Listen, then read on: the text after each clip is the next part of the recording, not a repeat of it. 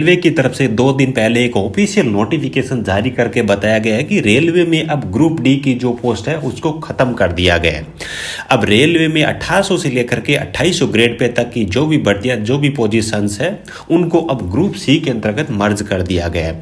अब रेलवे में group D की भर्ती खत्म करने से आईटी वाले बच्चों को क्या फायदा होने वाला है, ग्रुप डी को खत्म करने के पीछे असली वजह असली खेल क्या है, आईटी वाले बच्चों के अच्छे दिन इसके पीछे वजह क्या, मैंने क्या क्यों लिखा है। रेलवे से जो बच्चे अप्रेंटिसशिप करते थे आईटी करने के बाद में उन बच्चों को रेलवे की ग्रुप डी की परमानेंट भर्ती में 20% का रिजर्वेशन मिलता था, जिसकी वजह से रेलवे अप्रेंटिसशिप वाले बच्चों की ग्रुप डी की जो मेरिट है वो बहुत कम जाती थी।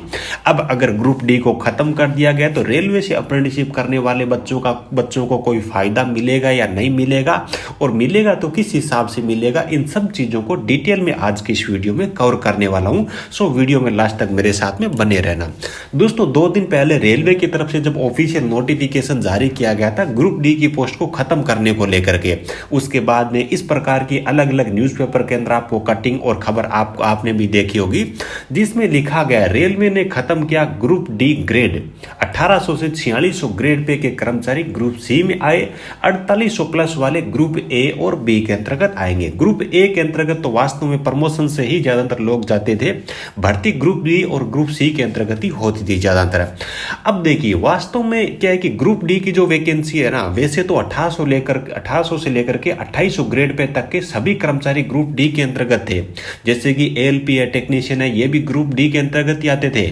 लेकिन लोगों की जो भावना बनी हुई थी इस प्रकार की थी भी ग्रुप डी है उसके अंदर केवल 10th वाले लोग आते हैं। रेलवे की तरफ से भी जब नोटिफिकेशन जारी किया जाता था तब ग्रुप डी के लिए यानी कि 10th वाले बच्चों के लिए अलग से नोटिफिकेशन आता था, टेक्नीशियन एएलपी के लिए अलग से नोटिफिकेशन आता था, एनटीपीसी के लिए अलग से नोटिफिकेशन आता था।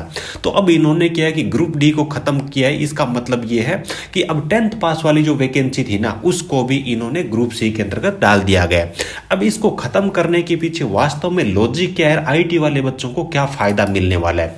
कुछ दिन पहले रेलवे की तरफ से ये एक ऑफिशियल नोटिफिकेशन जारी किया था, इन्होंने एजुकेशन क्वालिफिकेशन इन लेवल 1 का मतलब है 1800 ग्रेड पे 10th पास के लिए जो वैकेंसी आती थी उसमें एजुकेशन क्वालिफिकेशन के बारे में बताया गया। ये जो नोटिफिकेशन इंग्लिश में, इसका ऑल ओवर सारांश ये है कि भी रेलवे के अंतर्गत ग्रुप डी की जो भर्ती है उसके लिए नियम यह है कि उसके अंतर्गत 10th पास प्लस आईटी वाले बच्चे ही आवेदन करें, या 10th करने के बाद में जिन बच्चों ने अप्रेंटिसशिप कर रखी है वो बच्चे ही आवेदन करें। लेकिन एक बार के लिए हमने छूट दी, 2018-19 के अंतर्गत जो भर्ती आई काफी सारे लोगों ने प्रोटेस्ट किया जब आईटी लागू की, इसलिए तो इन्होंने बोला भी एक बार के लिए हमने केवल एक बार के लिए ये छूट दी थी, इसको हमने अभी विड्रॉल कर लिया है। आगे से यानी कि 15/6/2019 के बाद में लेवल 1 की यानी कि ग्रुप डी यानी कि 1800 ग्रेड पे की जो भी टेक्निकल डिपार्टमेंट्स के अंदर जो भर्ती आएगी उनमें एजुकेशन क्वालिफिकेशन 10th पास प्लस या तो अप्रेंटिसशिप हो या फिर 10th पास प्लस आईटी हो, उन्हीं बच्चों को लिया जाएगा। आगे इन्होंने लिखा है भी जो भी तैयारी करने वाले जो एस्पिरेंट्स हैं वो इसके अकॉर्डिंग ही तैयारी करें। पहले इन्होंने ये नोटिफिकेशन जारी किया भी रेलवे की ग्रुप डी की जो भर्ती है आगे आने वाली जितनी भी पोस्ट है लेवल 1 की, ग्रुप डी का इन्होंने नहीं लिखा है, इन्होंने लेवल 1 का लिखा यानी कि 1800 ग्रेड पे, तो उनमें आईटी अब लागू होगी। और उसके बाद में ये डिसीजन जो इनके तरफ से लिया गया है भी ये जो ग्रुप डी है उसको खत्म किया गया। ऑल ओवर इसका जो सारांश अपन देखे ना तो जो लोग प्रोटेस्ट करते थे ग्रुप डी के अंतर्गत 10th वाले बच्चों को लेना चाहिए, तो रेलवे ने वास्तव में उसकी जड़ ही खत्म कर दिया, ग्रुप डी को वास्तव में खत्म ही कर दिया। अब ग्रुप डी को ग्रुप सी के अंतर्गत मर्ज कर दिया है तो उन लोगों को अब लेने का कोई यहाँ पे चांस ही नहीं बढ़ता है। ग्रुप सी के अंतर्गत देखे ना तो अब देखिए वास्तव में रेलवे के अंदर जो ग्रुप डी के लिए जो नियम बने हुए थे वो आईटी वाले बच्चों के लिए ही थे। प्रोटेस्ट करने की वजह से इन्होंने किया कि एक बार के लिए छूट दी, तो अब है वो नई भर्तियों के अंतर्गत ग्रुप डी है, केवल नाम हटाया गया है, ग्रुप सी नाम दिया गया है, लेकिन भर्ती वो अब भी आने वाली है, उसमें आईटी एजुकेशन क्वालिफिकेशन लागू होगी। रेलवे की ऑल ओवर रणनीति यही है कि प्रोटेस्ट वगैरह ये जो चीजें हो रही थी ग्रुप डी के नाम पे उनको खत्म करना इसका एक मेन मुद्दा है। और सी के अंतर्गत जैसे आएंगे तो उसके बाद में काफी सारी जो इनकी रेलवे की तरफ से जो सुविधाएं दी जाती है वो सुविधाएं भी आप सब बच्चों को मिलने लग जाएगी। रेलवे के अंतर्गत जो बच्चे आईटी करने के बाद में अप्रेंटिसशिप करते थे, हक उनका ये बनता था रेलवे में जो आईटी लेवल की वैकेंसी आती है उसमें उनको 20% का रिजर्वेशन दिया जाए। लेकिन रेलवे के अंतर्गत नियमों में ग्रुप डी की जो भर्ती है वो आईटी लेवल की ही भर्ती है, इसलिए आईटी करने के बाद में जो बच्चे अप्रेंटिसशिप करते थे उनको रेलवे 20% का आरक्षण ग्रुप डी में देते थे, क्योंकि ग्रुप डी है वो नियमों के अंतर्गत आईटी वाले बच्चों की वैकेंसी है। लेकिन प्रोटेस्ट और ये जो कुछ अदर वजह उनकी वजह से वहां पे ये टेंथ वालों को भी लेते थे। हक ये बनता था आईटी वाले बच्चों का या तो टेक्नीशियन या फिर एएलपी जो आईटी लेवल की भर्ती है। आईटी करने के बाद में जो बच्चे अप्रेंटिसशिप करते हैं उनको आईटी लेवल की भर्ती में ही रिजर्वेशन दिया जाए।